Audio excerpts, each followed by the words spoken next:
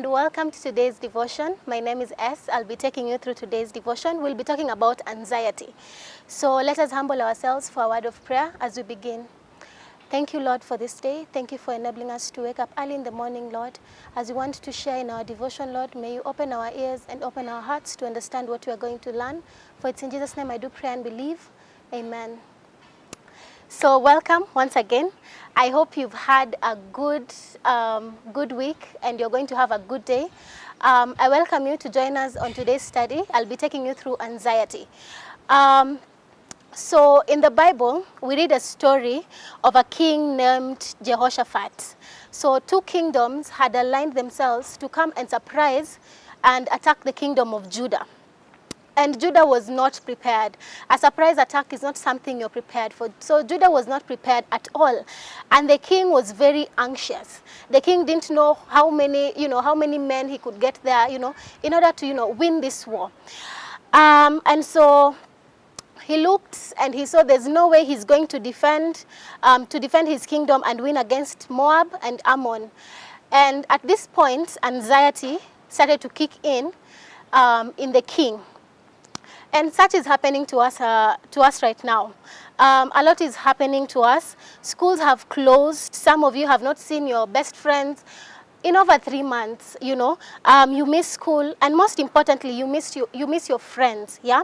So most of you are also meant to move to the next academic year, and it seems impossible as at now. Some of you are candidates, who will be done with either primary or secondary level of school by now or during this year.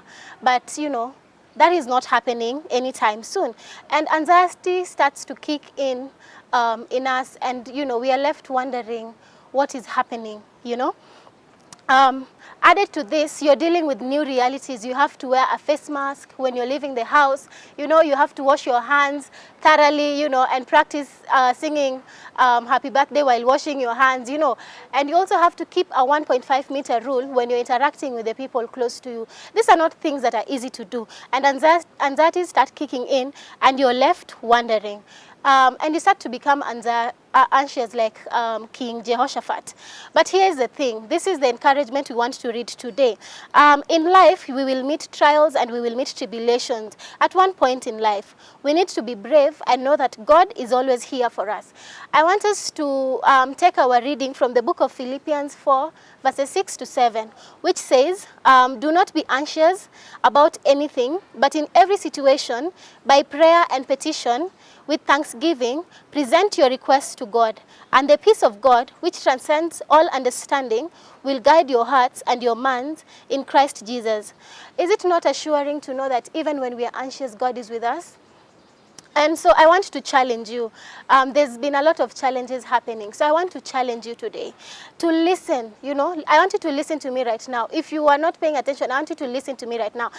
I want to challenge you right now, as you're listening to me, to be like King Jehoshaphat. When he was pressed by anxiety of any nature, when we are pressed by anxiety of any nature, we need to turn to God and pray. We are told that nothing happens in life without God's will. So can we learn, to include God in all our anxieties? Go to a place of prayer and be calm, knowing that God will serve you and will give you peace. He will be able to listen to you and see your anxiety and, and listen to your heart's desires, and he'll be able to bring you out stronger than you thought. And then secondly, and this is a very important factor to consider. When you're anxious, it is important not to let your anxiety, control your thoughts. Do not feel that because I'm anxious for this and this, I cannot be positive. I cannot get a positive attitude towards life. Think back and remember how God has been good to you. If it hadn't been for God, we wouldn't be right now. Even with what is happening right now, even with the pandemic that is going on right now, if it isn't for God, we couldn't even be having this devotion right now. So I want you to think back and look at how God has been merciful to you. Fill your mind with positive thoughts. Draw closer to God and experience His joy and His love.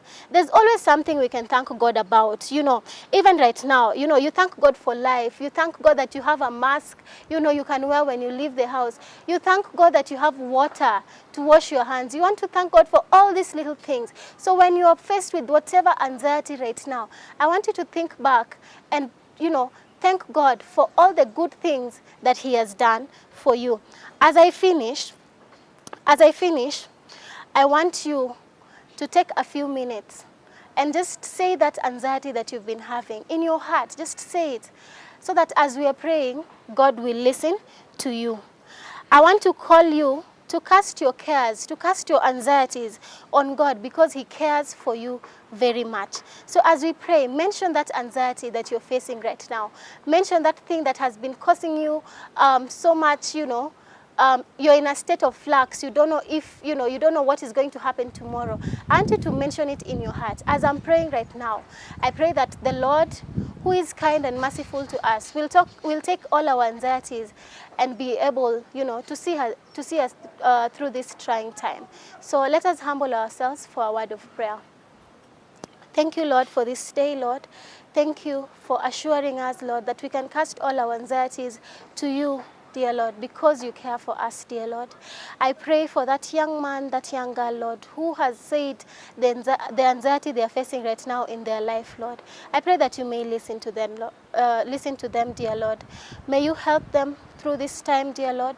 Whatever challenges we are facing as teens, whatever anxieties, whatever realities we have to deal with right now, may you help us to face it. And may we be able, you know, to come out of this period better Christians, better children for you. For it's in Jesus' name I do pray and believe. Amen.